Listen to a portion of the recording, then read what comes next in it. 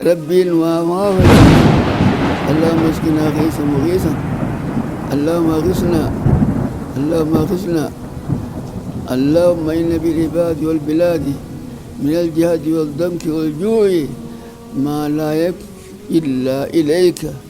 اللهم إنا نستغفرك إنك كنت غفارا فارسل السماء علينا مدرارا فارسل السماء علينا مدرارا أما سوقابا وباخنا ربادو فوقابا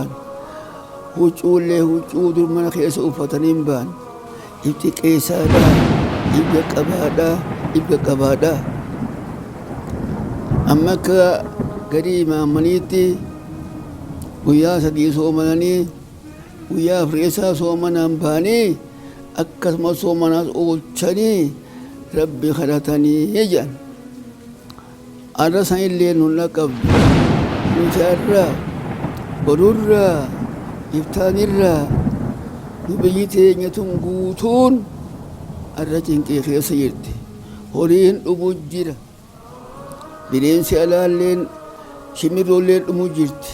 bineensi alaalleen dhumu jira dilii teenyaan dhumu jira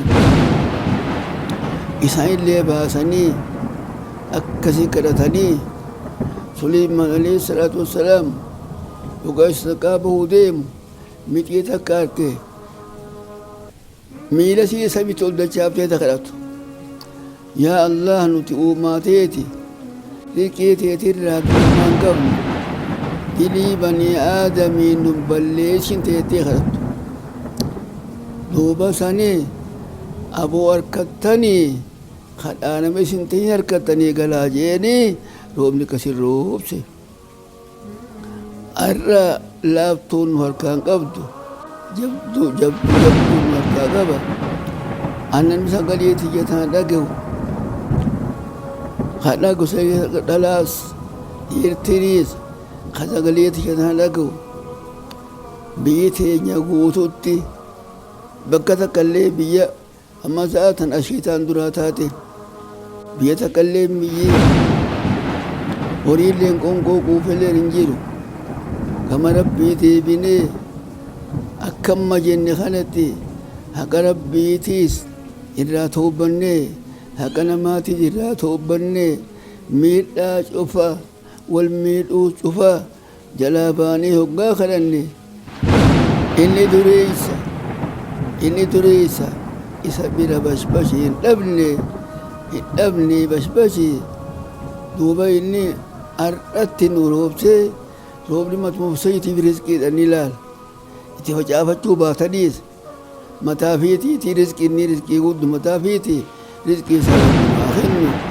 yoggaa rabbiin dubbatu rizqii roobuma rooba samii roobuu fi